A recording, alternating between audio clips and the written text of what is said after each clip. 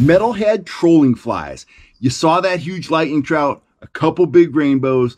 The reputation of the metalhead is well established when it comes to catching really large trophy-sized trout, as well as pan-sized trout and all sizes of trout in between. That's it. Oh, fish on! Oh my God! It's pulling me on the boat! Call the police!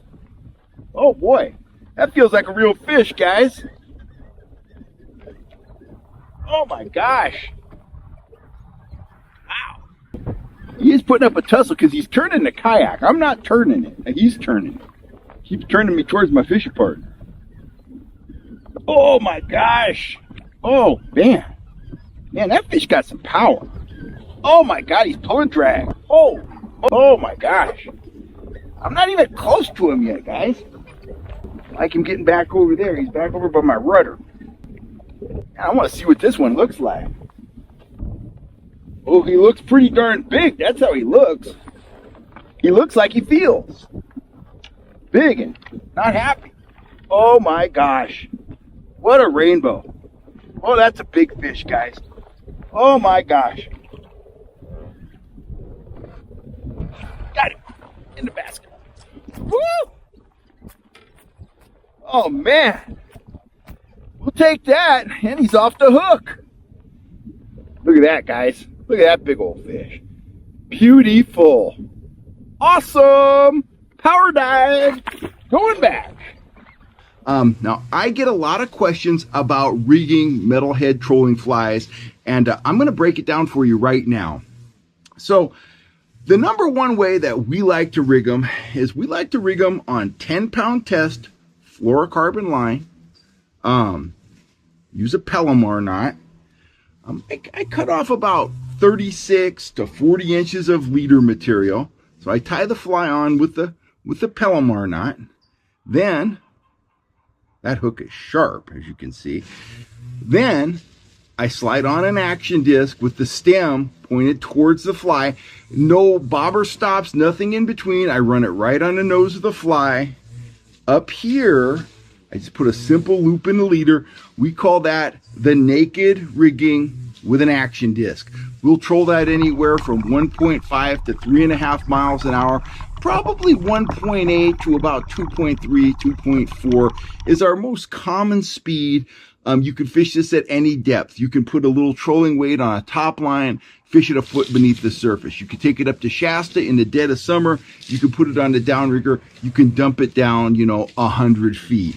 You can fish it on lead core. You can fish it behind a dipsy diver. Whatever depth you want to fish it at and whatever means you want to use to get it down to that depth doesn't really matter. Experiment with color. A lot of times if the fish are, in a bait fish lake like Shasta, like Folsom, where they're feeding on pond smelt or threadfin shad, I'm going to lean towards the whites and blues, stuff like that, at least to start the day, something that is reminiscent of a bait fish. In other situations, maybe in the high Sierras where the fish eat a lot of bugs, I'm going to bust out the bright stuff. If I'm fishing for newly planted fish, like I'm doing a lot of times at Collins Lake, I'll break out the bright stuff. I think that that big lightning you saw, we took a pink metalhead just like that. These flies are effective because of the vibration and the interplay between the action disc and the head when rigged this way, when rigged naked with the action disc. Now, guys often ask me, a lot of folks like to fish Dodgers or Flashers all the time. They ask me, can you pair these with Dodgers or Flashers? And sometimes we absolutely do. This was a very effective rigging for me this spring. I had water temperature fluctuations. I had rain. I had fish that were a little bit off the bite, and I was rigging metalheads with the action disc. I was keeping the long leader, but I was rigging them with a turbo flasher and rudder, just like that. Sometimes I was matching the color of the turbo to the color of the fly. Not sure that mattered, but it, when it matches, it looks kind of cool. But that was a very effective rigging for me up at Collins Lake for about a month this spring. That worked very well.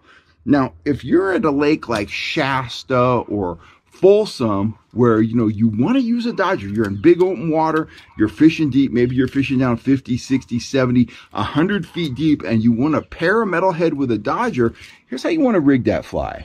Same 10-pound test fluorocarbon, same Palomar knot. you want to lose the action disc, and you want to shorten that leader to, 2 to 3 lengths of that dodger. So if you're using a 6-inch dodger, 12-inch leader, something like that, 14-inch leader works well. Just tie a loop in the end of that section of leader, put it behind your dodger, just like so. Simple as that. Now, rigged naked with the action disc or rigged with the turbo, you control it at any speed, from 1.5 all the way up to 3.5, even faster. When you're pairing your metalhead with a dodger, well, you've got to regulate your speed to the action of the dodger. And with this 6-inch fisheye right here, you're talking anywhere from 1.8 to about 2.3 miles an hour, something like that. That's going to give you a nice kick. It's going to put out a lot of vibration. The fish are going to come in expecting to see a bait fish. They think those impulses are a fish feeding. They come in looking for a minnow. They see your metalhead, and it is game on. That's how we're rigging them. That's how we're fishing them. This has been our #1 bait for big fish for the last 3 years. They flat out fish. They work on wild trout, holdover trout, freshly planted trout. There's just something about that fly, guys.